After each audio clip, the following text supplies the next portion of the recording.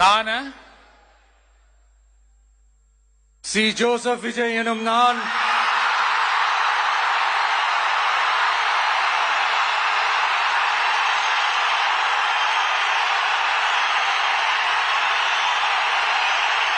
சட்டப்படி அமைக்கப்பெற்ற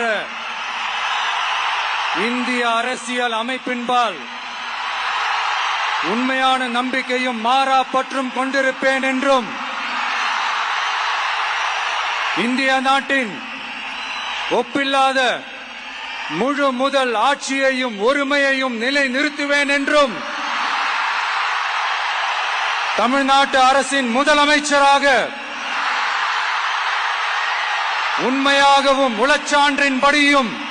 என் கடமைகளை நிறைவேற்றுவேன் என்றும் அரசியல் அமைப்பிற்கும் சட்டத்திற்கும் இணங்க